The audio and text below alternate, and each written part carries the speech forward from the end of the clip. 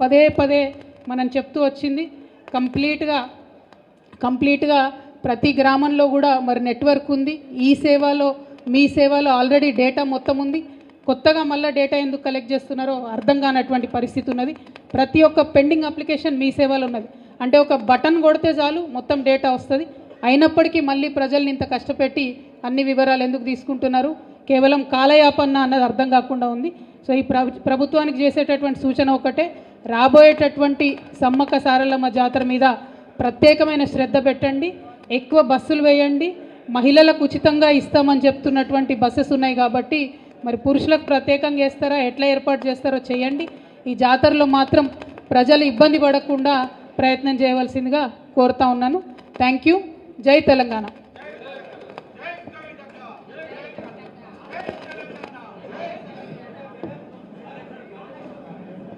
ఏందో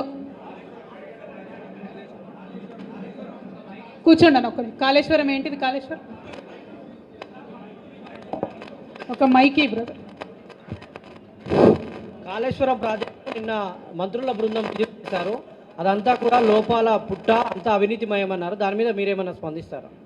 నిన్న కడియం శ్రీహరి గారు విస్తారంగా ప్రెస్ మీట్ పెట్టిండ్రు. సీనియర్ నాయకులు వారు, ఇరిగేషన్ శాఖ మీద అపారమైనటువంటి పట్టున్నటువంటి వ్యక్తి.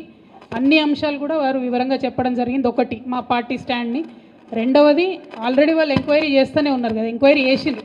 ఎంక్వైరీ రిపోర్ట్ రాకముందే మంత్రులు ఇది పాపాల పుట్ట తప్పుల తడక అంటే మరి వాళ్ళకి ఎంత జ్ఞానం ఉందో, ఎంత ఎక్స్ట్రా నాలెడ్జ్ ఉందో నాకైతే తెలియదు. ఎంక్వైరీ రిపోర్ట్ వచ్చే వరకు ఆగితే అందరికి కూడా మర్యాదగా ఉంటుంది. మేడం, అంటున్నారు ఓడిపోయినప్పుడు కూడా బీఆర్ఎస్ కార్యకర్తలంతా ఆత్మస్థైర్యంతో ఉండాలని మీరు అంటున్నారు. ఓడిపోయిన 20-25 రోజులకు వచ్చిన సింగరేణి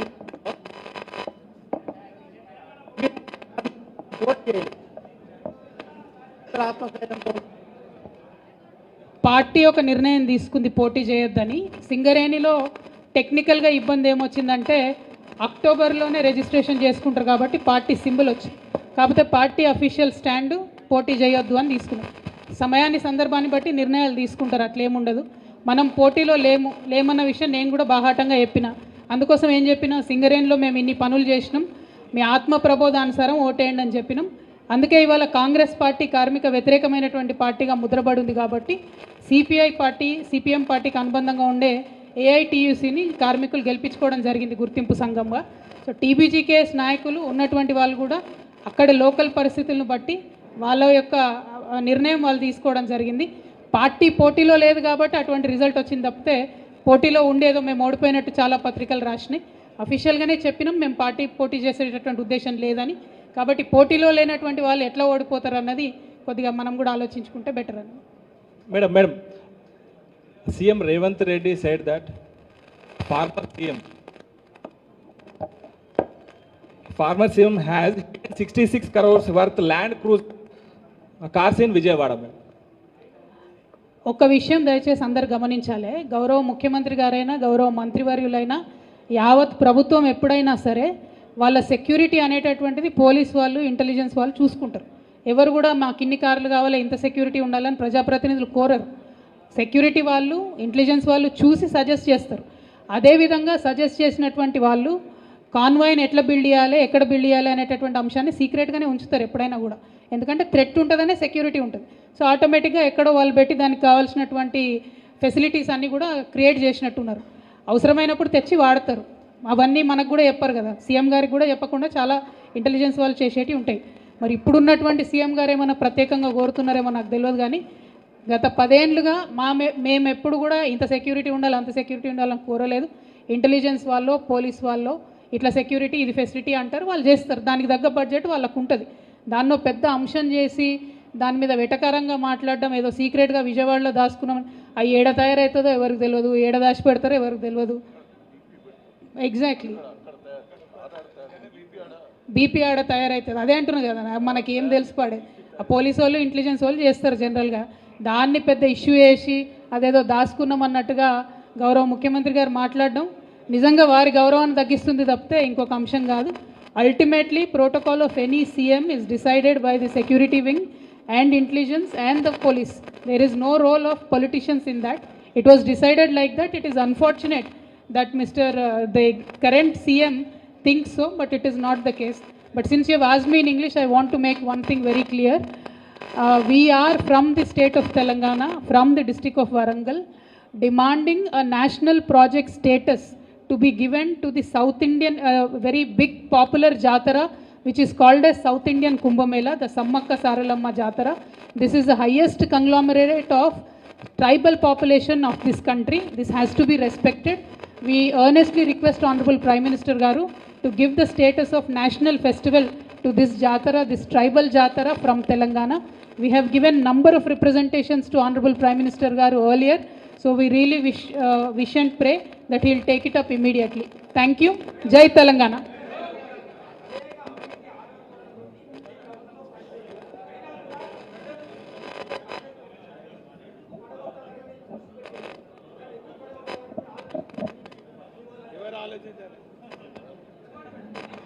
ఏందన్నా నాకేం అర్థం కాలేదు.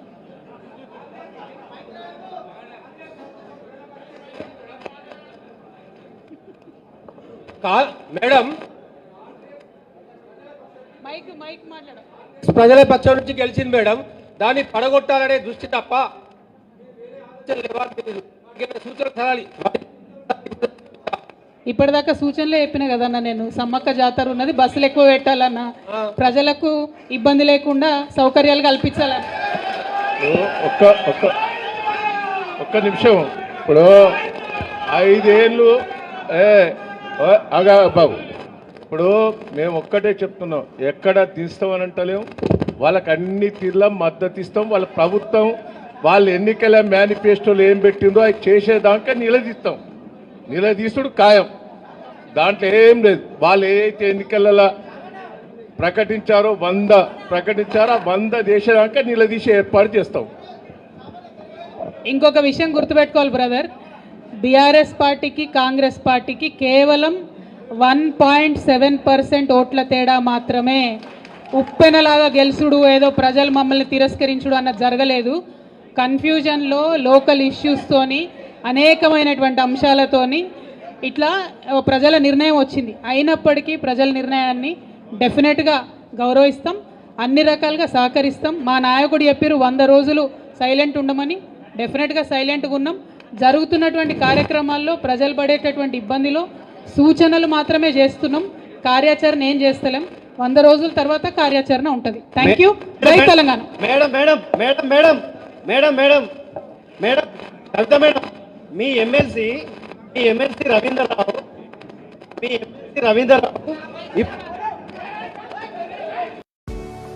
You must have spent hours researching for the right car to buy, right? But did you do the same for your insurance? It's okay. Hum hai na. Just visit www. అంటే ఈ టైంలో మీరు భరోసా ఎమ్మెల్యే, మీ MLC అట్లా మాట్లాడొచ్చా? ఇటువంటి వాటి మీద post mortem చేస్తారా? డెఫినెట్గా పార్టీలో ఆలోచించుకుంటాం కదా బ్రదర్, ప్రెస్లో చెప్పాం కదా, పార్టీలో ఆలోచించుకుంటాం. Thank you. జై తెలంగాణ.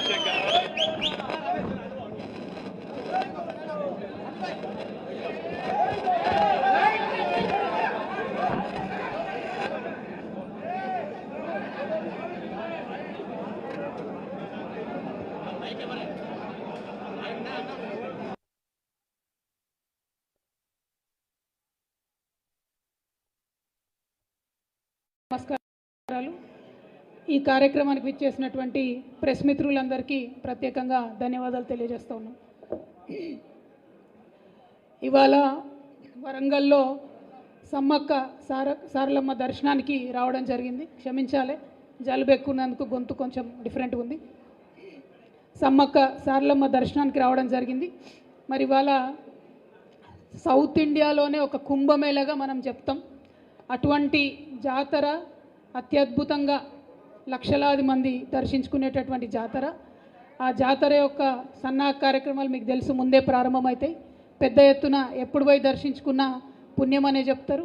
సో ఈ సందర్భంగా ఇక్కడికి దర్శనానికి రావడం జరిగింది.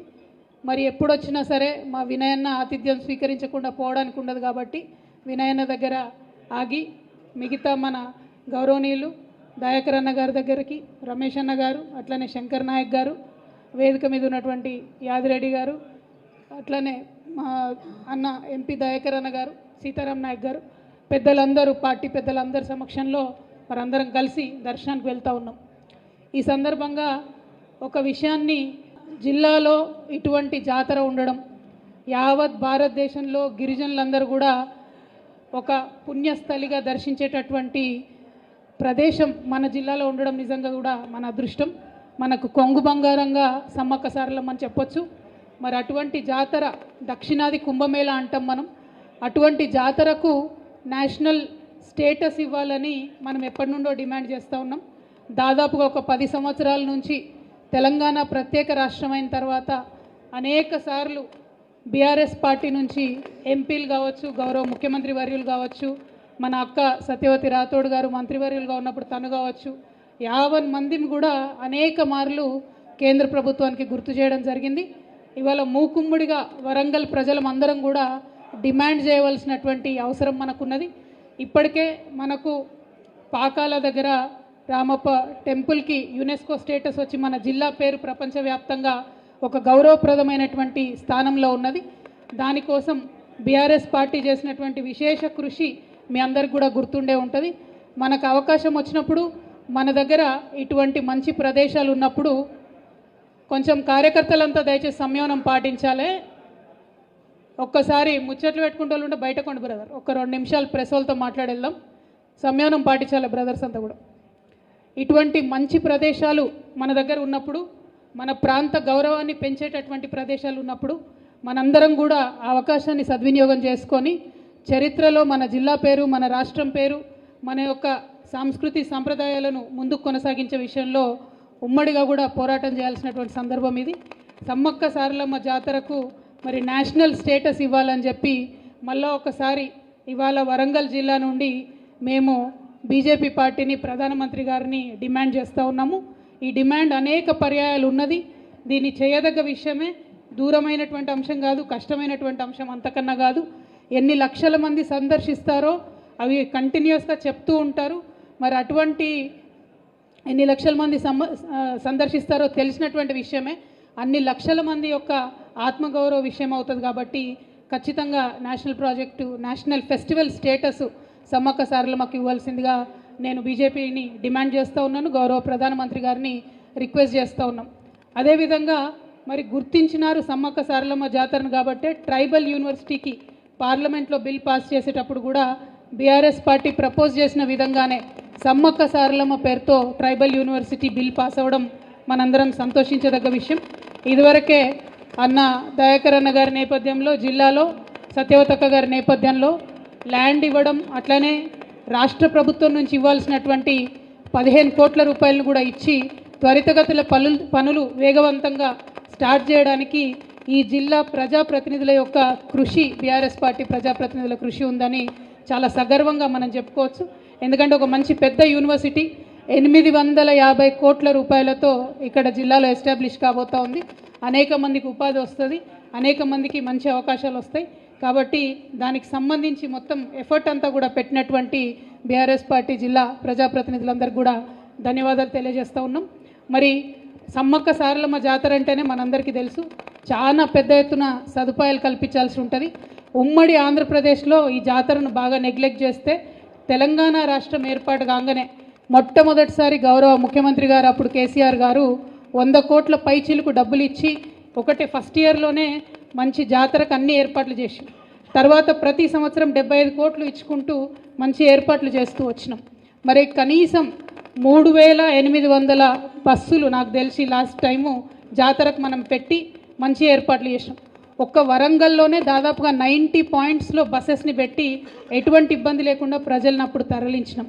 యావత్ తెలంగాణ వ్యాప్తంగా 51 చోట్ల స్పెషల్ బస్సెస్ వేసి ప్రజల్ని తరలించడంలో ఈజీ కావడంలో చేసినాం.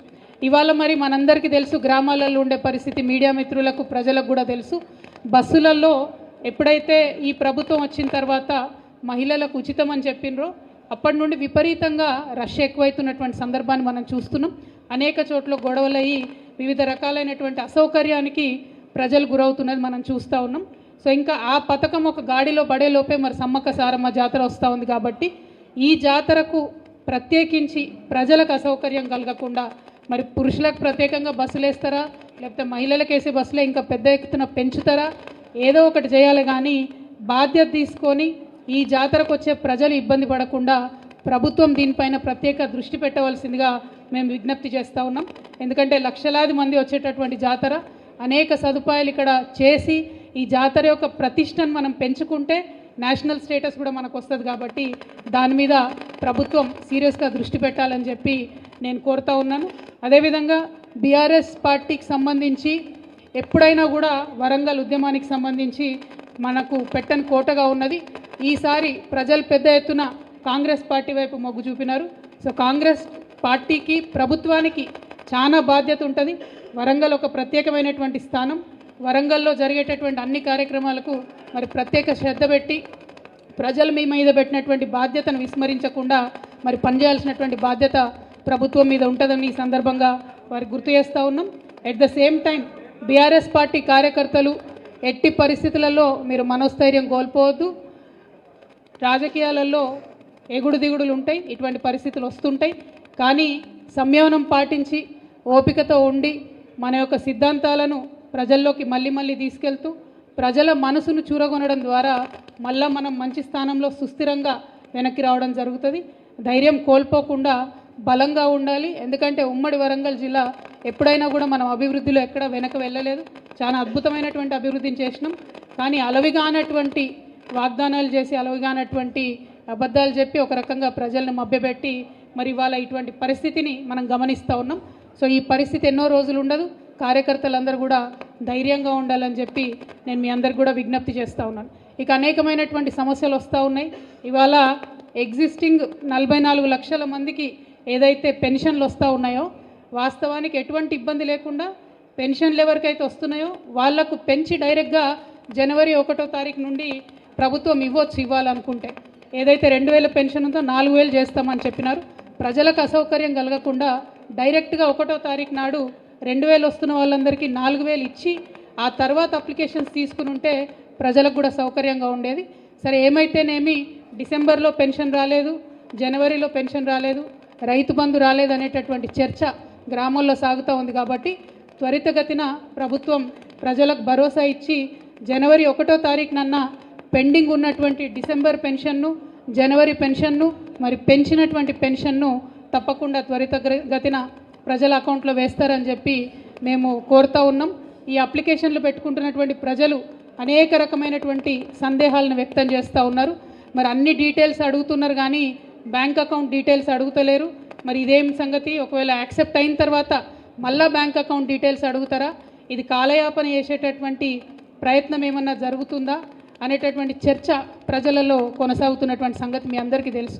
అట్లనే 200 యూనిట్ల కన్నా తక్కువ ఉన్నటువంటి వారందరికీ కూడా ఫ్రీ కరెంట్ ఇస్తామని చెప్పడం జరిగింది. మరి డిసెంబర్ నెల కరెంటు బిల్లు వచ్చే జనవరికి వస్తుంది కాబట్టి మరి అప్పుడు కట్టాలనా వద్దా అనేటటువంటి చర్చ కూడా ప్రజల్లో జరుగుతున్నది. ఇంకా చాలా అనుమానాలు ప్రజలకు ఉన్నాయి. మరీ ముఖ్యంగా మహిళలు చాలామంది మమ్మల్ని అడిగేది ఏంటంటే చాలా ఇండ్లలో మగవాళ్ళ పేరు మీదనే గ్యాస్ సిలిండర్ ఉంటుంది. మరి అటువంటి ఇండ్లలో మాకు అసలు వర్తించదా 500కు గ్యాస్ సిలిండర్ అనేటటువంటి అనుమానాలు వ్యక్తం చేస్తున్నారు. ఏదైతే ఒకటే ఫార్ములో అన్ని 6 గ్యారెంటీలకు సంబంధించి డేటా తీసుకుంటామని చెప్పిండ్రు. అందులో మరి ఇప్పుడు 5 గ్యారెంటీలకు సంబంధించిన డేటానే తీసుకుంటున్నారు. నిరుద్యోగ భృతి అనేటటువంటి కాలమే లేకుండా చేసినారు. మరి యువ మిత్రులందరూ కూడా కొద్దిగా కన్ఫ్యూజన్లో ఉన్నారు. మరి నిరుద్యోగ భృతి ఇస్తామని ప్రామిస్ చేసిండ్రు, ఆ ఫామ్లో ఎక్కడా లేదు అనేటటువంటిది కూడా చాలామంది ఆలోచన చేస్తూ ఉన్నారు. ఇంకొక మాట కూడా, ఉద్యమకారులకు పుట్టిన గడ్డ వరంగల్ కాబట్టి ఇక్కడికి వస్తూ ఉంటే చాలామంది మమ్మల్ని అనేక రకమైనటువంటి అనుమానాలు అడిగినారు. అక్క మరి ఉద్యమకారులకు ఏదో పెన్షన్ ఇస్తామన్నారు, ఓన్లీ ఎఫ్ఐఆర్ ఉన్న వాళ్ళకే ఇస్తామన్నారు అని అన్నారు. అంటే ఎఫ్ఐఆర్లు ఉన్న వాళ్ళని తీసుకుంటే మొత్తం టీఆర్ఎస్ పార్టీలోనే ఉంటారు వాళ్ళందరూ, మొత్తం ఉన్న ఎఫ్ఐఆర్లన్నీ.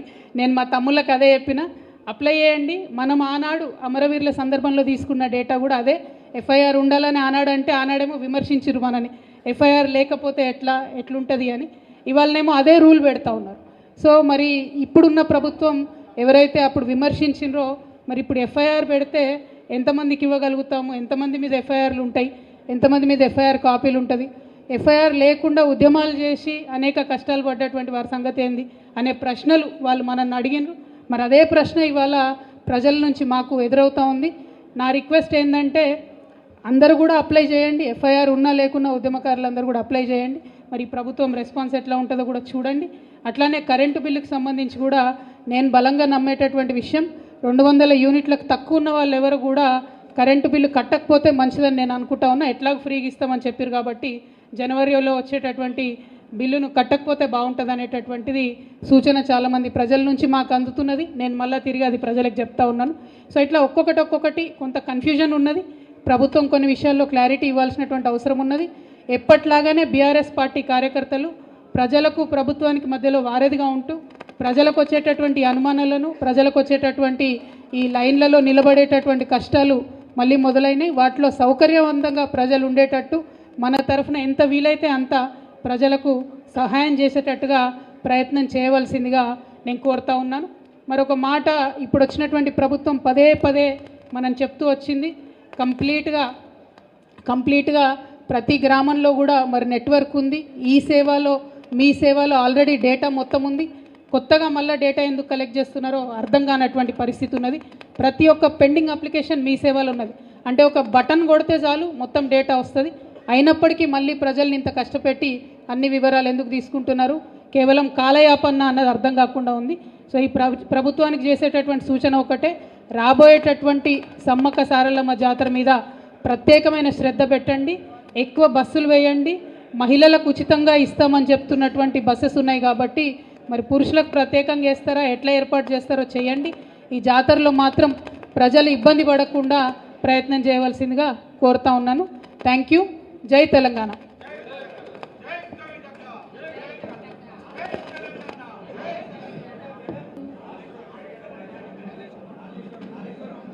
కూర్చోండి అన్న ఒక్కరి. కాళేశ్వరం ఏంటిది? కాళేశ్వరం